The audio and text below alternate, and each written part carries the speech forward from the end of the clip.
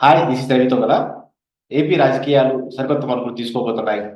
ఎందుకంటే కర్ణాటక కాంగ్రెస్ సీనియర్ నేత deputy CM DK Shivakumar ఇవాళ చంద్రబాబును కలిశారు. అయితే చంద్రబాబుని ప్రత్యేకంగా ఆయన ఇద్దరు కలిసి ఎయిర్‌పోర్ట్‌లో కలుసుకున్నప్పుడు వాళ్ళిద్దరూ కలిసి మాట్లాడుకున్నారు. శివకుమార్ అయితే ప్రత్యేకంగా చంద్రబాబు గారిని పక్కకు తీసుకెళ్ళి మాట్లాడారు.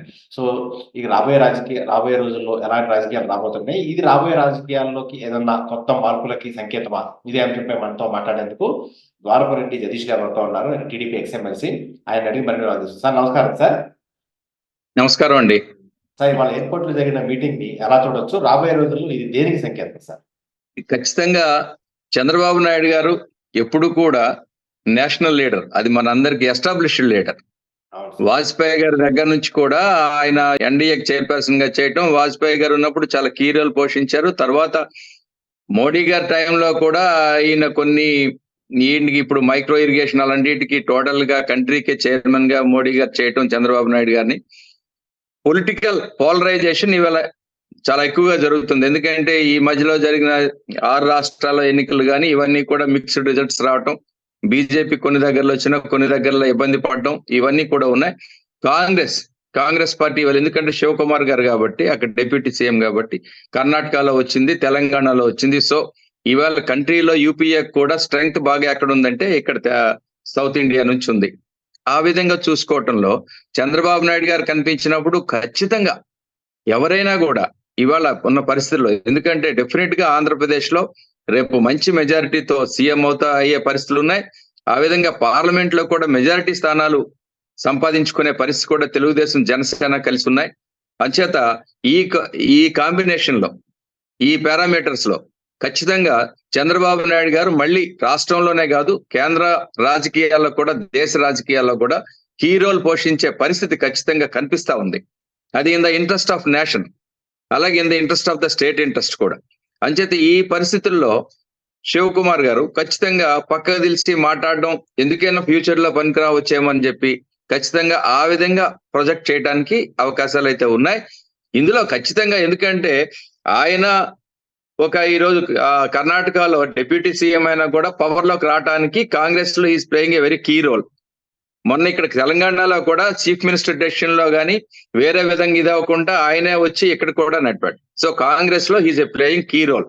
డిప్యూటీ సీఎం అయినా కాకుండా కాంగ్రెస్ పార్టీలో కూడా ఇవాళ నేషనల్ రాహుల్ గాంధీ గారికి కూడా ఈయనంటే బాగా కాన్ఫిడెన్షియల్ గా ఉన్నారు కాబట్టి. అంచేత రేపు ఏ విధంగానైనా ఎలాగైనా పాలిటిక్స్ ఏ విధంగా జరుగుతాయి, రేపు రాబోయే లోక్సభ ఎన్నికల్లో కూడా ఏ విధంగా జరుగుతాయి, ఖచ్చితంగా చంద్రబాబు నాయుడు గారి తాలూకా ఎగ్జిస్టెన్స్ కానీ, చంద్రబాబు నాయుడు గారి తాలూకా రోల్ గాని ఖచ్చితంగా రేపు ఏవైతే ఇప్పుడు యూపీఏ గాని ఎన్డీఏ గాని కూటములు ఉన్నాయో వాళ్ళు అడిగే పరిస్థితి ఉంది. అది కాకుండా థర్డ్ ఫ్రంట్ ఏదైతే ఉందో వాళ్ళకు కూడా వచ్చే పరిస్థితి ఉంటుంది. కాబట్టి ఈ పరిస్థితుల్లో ఖచ్చితంగా ఆ విధంగా మనం ఖచ్చితంగా చూడాలి.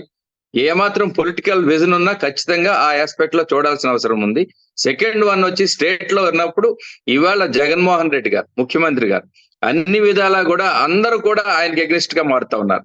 సో ఈ ఫోర్సెస్ అన్ని కూడా ఖచ్చితంగా, ఈ ఫ్యాక్టర్స్ అన్ని ఉన్నాయి కాబట్టి ఖచ్చితంగా ఆ విషయంలో, ఎందుకంటే రేపు షర్మిలా గారు కూడా పిసిసి చీఫ్ అయ్యే పరిస్థితి కూడా కనిపిస్తా ఉంది. ఇవన్నీ ఒకసారి మనం ఆంధ్రప్రదేశ్ లో ఆలోచించేటప్పుడు ఈ కాంబినేషన్స్ పారామీటర్స్ లో ఖచ్చితంగా వాళ్ళు కలవటానికి మాట్లాడడానికి కూడా ఆ విధంగా మనం చూడొచ్చని నేను అనుకుంటున్నాను సార్. అంటే రాబోయే రోజుల్లో షర్మిల ఇప్పుడు ఏపీ కాంగ్రెస్ చీఫ్ అయిన ఇదే అంశంపై వీళ్ళిద్దరి మధ్య ప్రస్తావన వచ్చిందంటారు? లేకపోతే రేపొద్దున ఎన్నికలు అయిపోయిన తర్వాత కలిసి పనిచేయడానికి, లేకపోతే పరోక్షంగా పరోక్షంగా ఇండియా కూటమికి మద్దతు ఇచ్చేది చంద్రబాబు గారిని ముందస్తుగానే ప్రిపేర్ చేసిన వారిని శివకుమార్ గారిని అడగొచ్చా అని అలా అని మనం భావించవచ్చా? ఏ విధంగా భావించవచ్చు. నేను అదే అన్నాను కదా, ఎందుకంటే ఆయన ఇంట్రెస్ట్ లో ఆయన కలుస్తారు. ఖచ్చితంగా ఏదో ఒకటి ఆయన మాట్లాడతారు. అయితే మా బాస్, మా నాయకుడు ఇప్పుడు India foreign policy non alignment లాగా ప్రస్తుతానికి అయితే నాన్ అలైన్మెంట్ లో ఉన్నారు. రాష్ట్రం ఇంట్రెస్ట్, రాష్ట్ర భవిష్యత్తే నాకు కావాలి. ఖచ్చితంగా ప్రజలు కూడా అదే కోరుకుంటున్నారు. చంద్రబాబు నాయుడు గారు మాకు ముఖ్యమంత్రిగా అయితే చాలు, ఈ రాష్ట్రం మళ్ళీ బాగుపడుతుందని ప్రజల ఆలోచనలో ఉన్నారు. ఆయన కూడా ఆ విధంగానే ఆ వరకే ఉంటున్నారు కానీ తప్పిస్తే నేషనల్ పాలిటిక్స్ లో కానీ వాటిలో కానీ ఇప్పుడైతే ఏమి ఇచ్చేయటం లేదు. కానీ ఆఫ్టర్ ఎలక్షన్స్ ఖచ్చితంగా ఎంపీస్ అన్ని ఎక్కువ వచ్చినప్పుడు, ఇదైనప్పుడు రాష్ట్రానికి కేంద్రం నుంచి చాలా రావాల్సినవి ఉన్నాయి. స్పెషల్ కేటగిరీ స్టేటస్ దగ్గర నుంచి ఇవన్నీ కూడా ఉన్నాయి. మనకి అమరావతి క్యాపిటల్ ఉంది, ఇవన్నీ ఉన్నాయి, వైజాగ్ రైల్వే జోన్ ఉంది, ఇవన్నీ ఇష్యూస్ ఉన్నాయి. అలాగే స్టీల్ ప్లాంట్ ఉంది, వైజాగ్ స్టీల్ ప్లాంట్ ఉంది, పోలవరం ప్రాజెక్ట్ ఉంది. సో ఇప్పుడు చంద్రబాబు నాయుడు గారు ముఖ్యమంత్రి అయినా కూడా ప్రజలు కూడా వీటన్నిటి మీద హోప్ ఉంది. సో ఈ హోప్ ఫుల్ఫిల్ అవ్వాలంటే ఖచ్చితంగా ఆయన ఎవరు వచ్చినా కూడా కేంద్రంలో అక్కడ ఖచ్చితంగా ఈయన బలాన్ని చూపించి రాష్ట్రానికి ప్రయోజనాలు తెచ్చుకోవాల్సిన అవసరం అయితే ఖచ్చితంగా ఉందండి. ఈ ఆస్పెక్ట్స్ లో ఖచ్చితంగా this is an interesting episode. ఖచ్చితంగా అదైతే నేను ఖచ్చితంగా చెప్పగలుగుతా ఉన్నా. గతంలో రాహుల్ గాంధీ ఒక స్టేట్మెంట్ ఇచ్చారు సార్. ఏపీలో కాంగ్రెస్ అధికారంలో వచ్చి అదే సమయంలో ఇండియా కుటుంబం కూడా దేశ స్థాయిలో అధికారంలోకి వస్తే తాను చేయబోయే మొట్టమొదటి ఫైల్ మీద సంతకం చేయబోయే మొట్టమొదటి సంతకం ఏపీకి ప్రత్యేక హోదా అని రాహుల్ గాంధీ అన్నారు. సో ఈ నేపథ్యంలో వీళ్ళిద్దరు భేటీ తర్వాత అంతకుముందు గతంలో కూడా 2019 ఎన్నికల ముందు రాహుల్ గాంధీ చంద్రబాబు కలిశారు. చంద్రబాబు ఢిల్లీ వెళ్ళి కలిశారు చంద్రబాబు. సో ఈ నేపథ్యంలో రాబోయే రోజుల్లో సో పరోక్షంగా ఏదంటే కాంగ్రెస్ కుటుంబంకి కొంచెం మద్దతుగా ఉండి ఏపీకి ప్రత్యేక హోదా తెచ్చే అవకాశాలు చంద్రబాబు గారు కీలకంగా ఉన్నారని మనం భావించవచ్చా ఈ మీటింగ్ ద్వారా? ఖచ్చితంగానండి, ఖచ్చితంగా.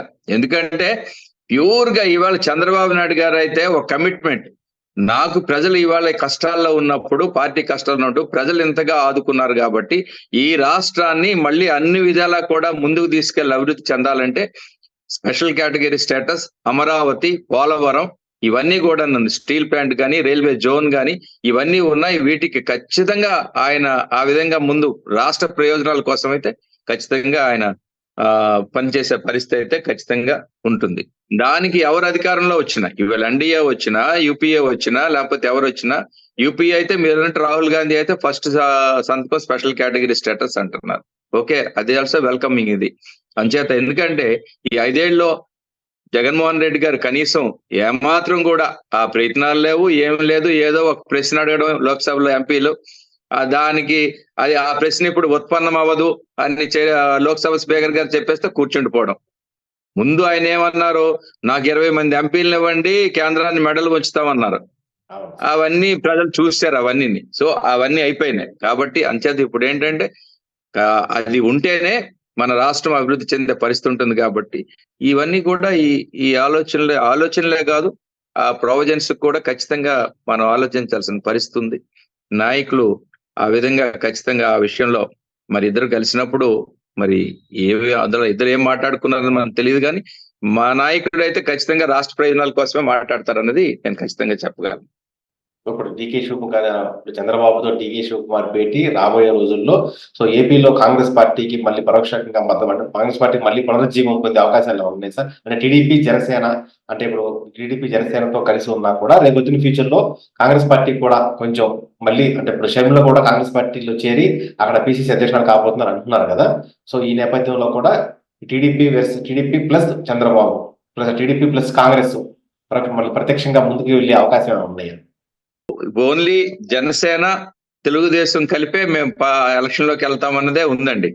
ఇప్పుడు కాంగ్రెస్ ని అప్పుడే ఇమీడియట్ గా మేము యాక్సెప్ట్ చేసే, ఎందుకంటే డివిజన్ కి కారణం కాంగ్రెస్ అనేది కూడా ఉంది, రాష్ట్రం విడిపోవడానికి కారణం కూడా కాంగ్రెస్ పార్టీ అనేది ఉంది. అంచేత మళ్ళా అదంతా మేము ఇప్పుడు మీద వేసుకోవాల్సిన అవసరం మాకు లేదు. జనసేన తెలుగుదేశం క్లియర్ గా కాంబినేషన్ లో ఉన్నాయి. ఈ రెండింటితో కలిసి ఎలక్షన్లకు వెళ్తాం. ఖచ్చితంగా ప్రజలు ఇవాళ వన్ సైడెడ్ గా చెప్తున్నారు. వైసీపీలో కూడా ఎమ్మెల్యేలు చాలా మంది మేము మాకు టికెట్ ఇచ్చినా పోటీ చేయమని చెప్తున్నారు. They have conceding the defeat before elections. ఇది ఏ రాజకీయ పార్టీకి కానీ ఏ ప్రభుత్వంలో ఉంటుండగా ఎవరికి కానీ ఇంత దుర్భరమైన పరిస్థితి అయితే ఎక్కడ కనిపించదు. ఇవాళ రాష్ట్రంలో అలాంటి పరిస్థితి ఉంది. అంచేత క్లియర్ కట్ గా మా నాయకుడు ఇవాళ బ్రహ్మాండంగా ప్రజలు మా నాయకత్వాన్ని మా నాయకుడిని కోరుకుంటా ఉన్నారు. అంచేత ఆ విధంగా వెళ్తాం.